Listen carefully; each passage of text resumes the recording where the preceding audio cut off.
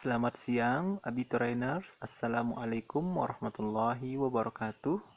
Alhamdulillahirabbil alamin wa bihi nasta'inu ala umurina waddin. Wassalatu wassalamu ala asrafil anbiya'i wal mursalin wa ala alihi wa sahbihi ajma'in. Allahumma sallih ummata Muhammadin sallallahu alaihi wasallam wa farrij an ummati Muhammadin sallallahu alaihi wasallam warham ummata Muhammadin sallallahu alaihi wasallam wansur wahfaz wa ayyid nahdatul watani fil alamin bihaqqi Muhammadin sallallahu alaihi wasallam wansur wahfaz wa ayyid nahdatul watani fil alamin bihaqqi Muhammadin sallallahu alaihi wasallam wansur wahfaz wa ayyid nahdatul watani fil alamin bihaqqi Muhammadin sallallahu alaihi wasallam. Segala puji bagi Allah Subhanahu wa taala, Rabb yang telah menciptakan dunia ini. Salawat serta salam juga kita haturkan kepada Nabi Muhammad SAW, manusia yang telah ditakdirkan oleh Allah Subhanahu wa taala sebagai pembimbing kita di dunia dan di akhirat. Abiturainers, gimana backgroundnya, bagus nggak? Ini saya pakai baju saya sendiri jadi background karena tadi backgroundnya daun ubi. Nah sekarang itu ada jemuran pakaian saya yang belum kering dan belum saya ambil di jemuran. Saya pakai juga pakai jadi background. Mudah-mudahan terhibur ya. Jadi di sini saya mau cerita yang sifatnya bermanfaat. Judul ceritanya itu adalah Awal yang Sama. Jadi seorang pria hilir mudik di beranda sebuah rumah sakit. Dari wajahnya nampak kecemasan, kadang dia menerawang ke arah langit, kadang juga mengusap keringat yang meleleh dari keningnya. Laki-laki itu masih muda, ya sekitar kayak saya lah, sekitar 20 atau 5 atau 30 tahun.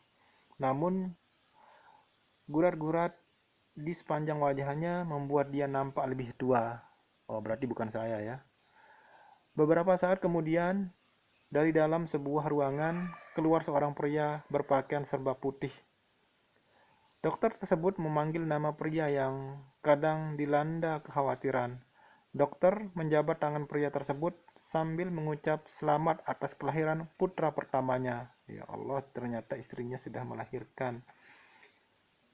Kecemasan di wajah pria muda berlangsung hilang, digantikan senyum bahagia. Dia segera masuk ke dalam ruangan persalinan. Pria muda yang baru menjalani ketegangan, jadi istrinya itu kan melahirkan, jadi dia tegang. Jadi baru-baru masih dag-dig-dug dadanya menunggu kelahiran anaknya.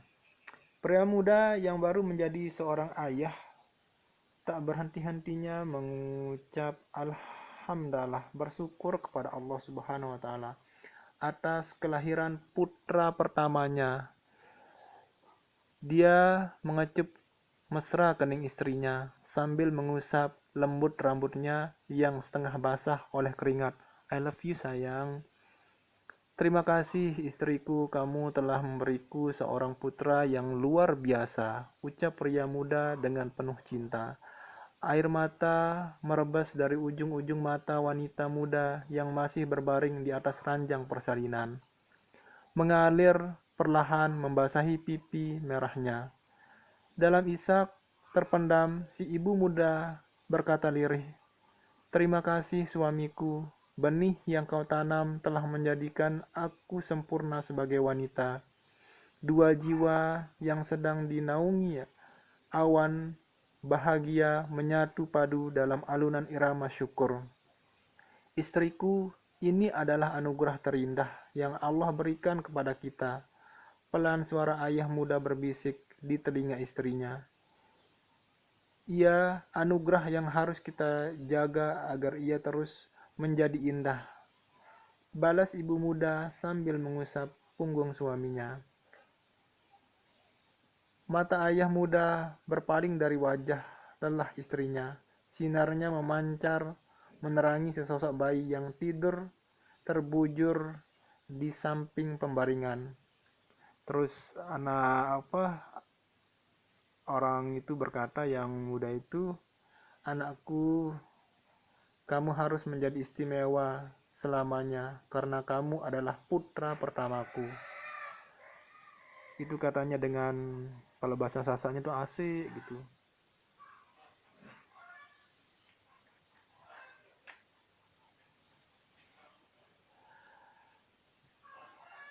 Sahabat Abiturainers yang budiman, kelahiran adalah sebuah awal dari perjalanan hidup. Siapapun manusia di muka bumi selain Adam dan Hawa mengalami proses kelahiran. Kelahiran menjadi suatu keniscayaan bagi semua manusia. Tidak ada manusia tumbuh besar tanpa melalui kelahiran. Pada saat kelahiran, semua manusia sama, terlahir telanjang tanpa membawa sesuatu apapun. Hanya tangisan yang menyertai kelahiran seorang manusia. Albert Einstein, Albert Einstein itu seorang fisikawan ya. Kalau antum belajar fisika pasti tahu Albert Einstein. Yang terkenal sebagai manusia super jenius, terlahir tanpa membawa perbekalan rumus fisika. Diego Armando Maradona, sang dewa sepak bola Argentina. Kenapa ya tidak Cristiano Ronaldo? Terakhir tanpa dibekali sebuah buku panduan teknik memainkan si kulit bundar. Bill Gates, pendiri Microsoft Corporation, tidak terlahir dengan membawa perangkat software atau hardware komputer. Mariah Carey, penyanyi top Amerika, tidak bisa langsung menyanyi pada saat hari kelahirannya.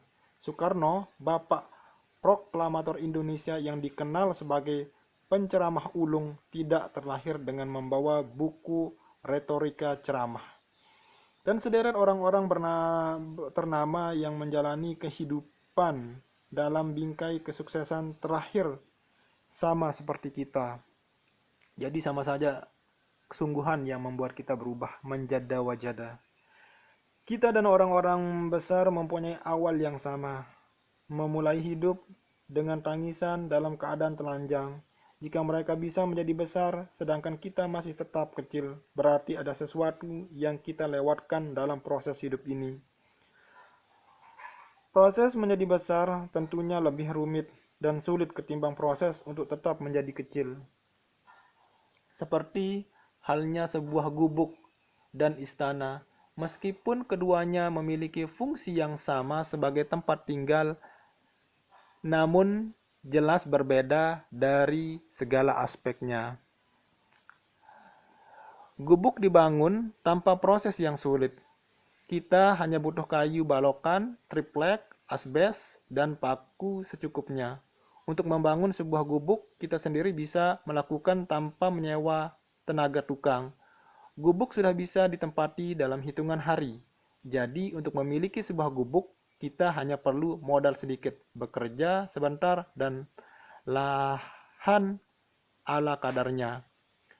Istana dibangun dengan sebuah perencanaan. Seorang arsitek harus disewa khusus untuk menggambar sketsa dan menghitung biaya yang diperlukan. Bahan-bahan untuk membangun istana berasal dari bahan bangunan terbaik yang tentunya dengan harga yang mahal. Pekerja yang dibayar untuk pembangunan istana adalah pekerja yang berhasil dijaringi dari sebuah proses seleksi. Pemilik istana harus bersabar menunggu berbulan-bulan untuk bisa menikmati tinggal di dalam istana.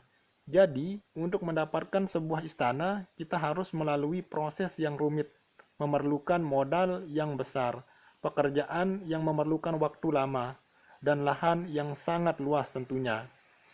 Orang besar telah melalui mekanisme hidup mirip pembangunan istana. Oleh karena itu, jika mereka mendapatkan kenikmatan hidup, itu semua adalah bayaran atas segala pengorbanan yang mereka lakukan.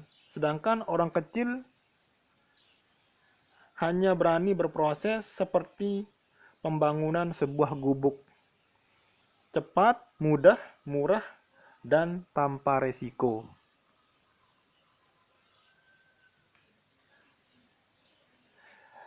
Sahabat Abiturainers, pilihan hidup terbentang di depan kita, menjadi besar dengan cara mengikuti proses yang telah dilalui oleh orang-orang besar sebelum kita, atau tetap menjadi kecil seperti kebanyakan orang yang kita jumpai di sekitar lingkungan.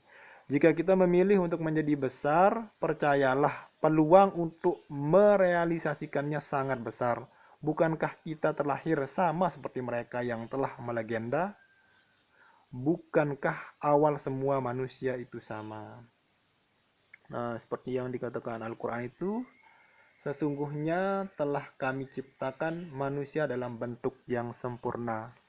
Teman-teman Abiturainers, jika teman-teman bermimpi menjadi orang besar, maka prosesnya sangat lama. Seperti membangun istana itu, banyak cobaan, banyak ujian. Nah, kalau mau jadi orang biasa-biasa saja, ya prosesnya cepat. Ya biasa-biasa aja sudah, nongkrong biasa-biasa gitu. Tapi kalau antum mau bermimpi jadi orang besar, untuk menggapai ridho Allah juga itu tidaklah mudah juga. Banyak belajar, banyak berdiskusi, beramal baik, dan sebagainya. Oke, Abiturainers, saya rasa cukup sampai di sini dulu ya, karena saya belum makan siang. Mungkin nanti kita lanjutkan lagi ya, ngomong-ngomong yang sifatnya bermanfaat gitu loh.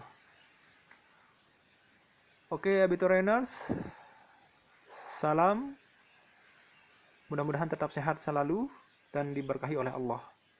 Wallahu muwaffiq wal hadi ila sabilir rasyad. Assalamualaikum warahmatullahi wabarakatuh.